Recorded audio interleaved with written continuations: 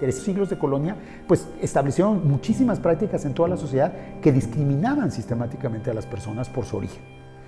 A la iglesia solo podían entrar las personas de origen criollo, a las universidades también, y así sucesivamente, ¿no? En todas las instituciones había estas prácticas discriminatorias.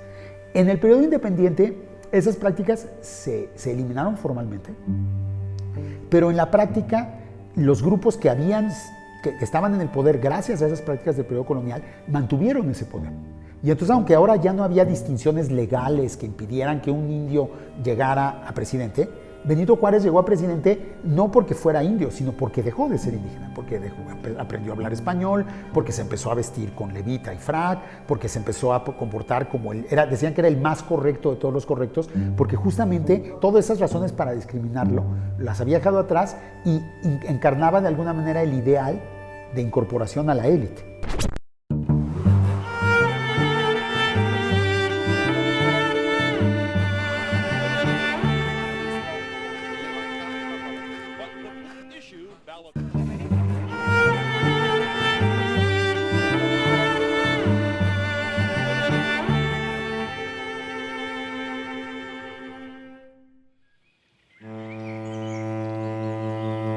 En los últimos años, diversos intelectuales y pensadores hablantes de lenguas indígenas han debatido sobre el uso del término indígena y sus complejos significados. Por ejemplo, Yasnaya Aguilar, la escritora Ayuk o Mije, ha señalado que las identidades de las personas como ella tienen muchos niveles que no se pueden reducir a una simple categoría. Ella es hablante de Ayuk, lo que la distingue de los hispanohablantes y de los hablantes de otras lenguas indígenas. Es mujer, y eso la coloca en una posición humana y social diferente a la de los hombres de su comunidad. Pertenece a la comunidad de Ayutla y participa de su vida democrática, además de ser miembro de la nación Mije o Ayuk, que incluye más comunidades.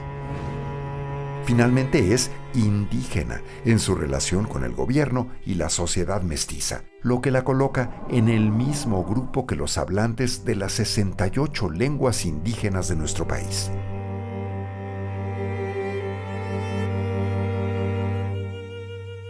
Desde esta perspectiva, ser indígena es antes que nada un asunto político, pues han sido los gobiernos mexicanos, los antropólogos y los científicos quienes han definido como tales a un grupo amplio y diverso de personas que hablan muchas lenguas distintas y que tienen costumbres, creencias y formas de ser y de vivir muy diferentes.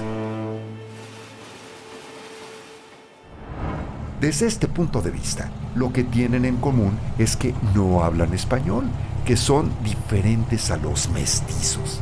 Desgraciadamente, también han sido considerados atrasados, ignorantes, aislados, primitivos e inferiores. Por eso son tratados de manera distinta al resto de los mexicanos y en muchas ocasiones son tratados con discriminación y racismo. La conclusión inevitable es que decir que alguien es indígena nos dice poco sobre esa persona, pues incluye todos los géneros, formas de ser, de pensar, así como también incluye a todas las comunidades, cuyas diferencias implican distintas formas de vida y de organización social. Lo único que nos dice en realidad es que esa persona ha sido definida como diferente y tratada de manera desigual, de una manera menos ventajosa por parte del Estado y de la sociedad.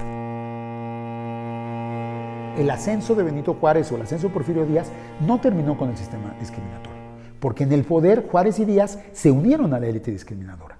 Los dos se casaron con mujeres más blancas, los dos tuvieron hijos más blancos, los dos, como se decía en la época y como se dice hasta hoy, mejoraron la raza.